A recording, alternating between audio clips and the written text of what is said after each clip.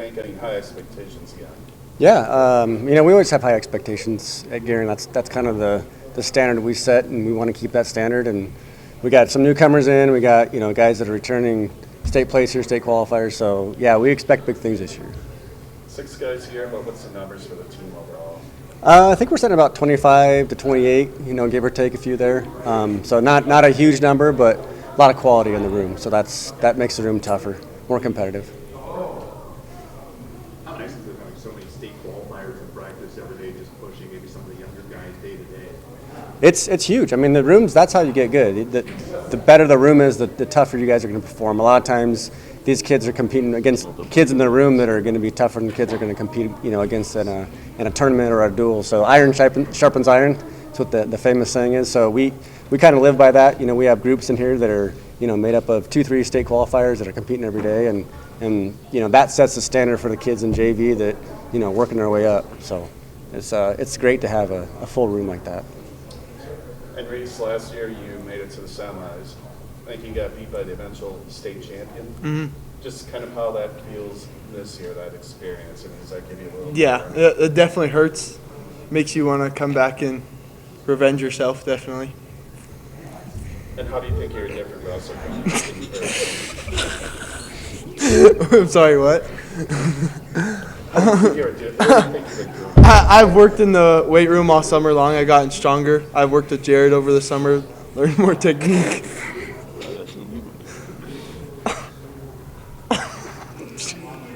Shut up. God. So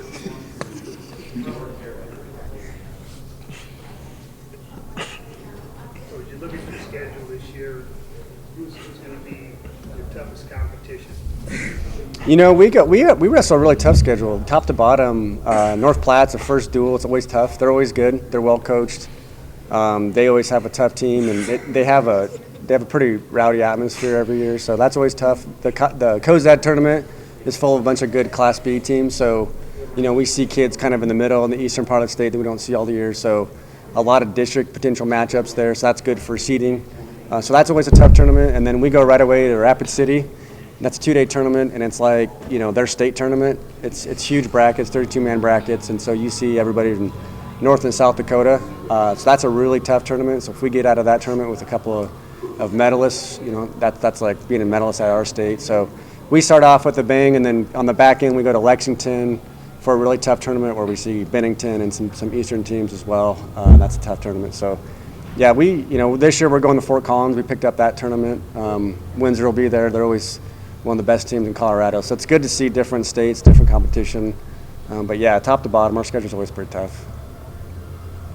And Isaiah, what do you like about this season? I like how hard everyone's going to work this year. We have good depth with everyone. We have a lot of freshmen.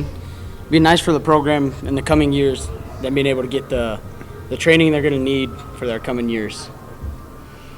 Kind of the same thing. I mean, state, you placed the state as well. Yep. Just kind of talk about building out that this year. I've got 6 the past 2 years at state, so this year I'm hoping to take another couple steps, hopefully up that podium. End up top 3 or 4. It's the goal for me this year. And Coach, you guys made it to Team State last year. Do you feel that you have the group to do the same thing again this season? Yeah, I think so. It's always tough. The duels are, you got to have a solid team, across the board. We have a couple weight classes that I don't quite know who's going to fill those yet. So we will struggle for the first couple of meets to fill those out and kind of see who ends up making those weights. But once we get it settled, I think we'll be pretty solid. So we'll see. I don't know. It's the scoring system's a little goofy sometimes the way it works, but. And who do you kind of see, from some of the other teams in the area, who really stands out to you, or what do you think are some of your toughest competition? We wrestle Cheyenne East every year, and they're always solid. We picked them up a few years ago. They're dual. They always have a tough program. The Coach Trujillo does a great job over there. Of course, Scottsbluff always has good kids, here and there. They're always, being a rival, it's always fun. I think the atmosphere is great when you have those, both teams are good with good wrestlers. As far as duels go, we go to a new dual tournament this year. We'll see Grand Island Northwest. We'll see some new teams we haven't seen before. So that'll be interesting. but yeah, there's always good competition, you know, and we try to seek it out. I mean, that's how you get better. So we work at that. What are your keys for success just throughout this season for this entire group and maybe even some individuals? The big thing we like to set goals. We set goals as a team, and we set individual goals. Have the kids really kind of put a lot of effort into it and make sure that they understand how to achieve those goals. And it's not just set a goal and kind of hope they get there. We want to figure out the steps to get to those goals. And a lot of that is, that's mental toughness, learning what discipline really is, because those things kind of go hand in hand. And then just coming in every single day and wanting to get better. Because if you come in and you're just a warm body in the room, we don't like that. We want you to push yourselves to get better, push your teammates to get better.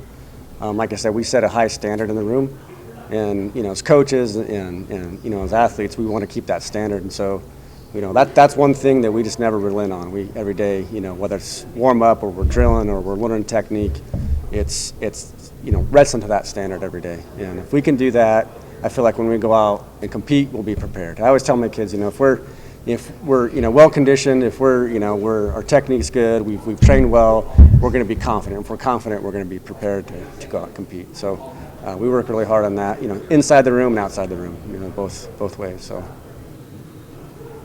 Anyone close in on any chance of hitting milestones this year, like 100th career win, or any milestones like that within reach for some of your guys this year? Yeah, I think Isaiah's probably close. He'll probably get 100 wins this year. I'm like 30 away.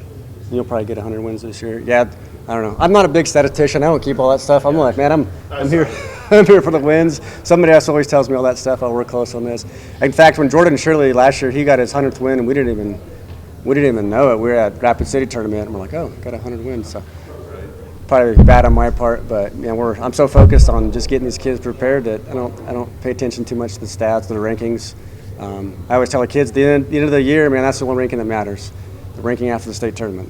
Wherever you're ranked there, that's the one that matters. So that's kind of the mentality we have. Thank you. Cool. Thank you.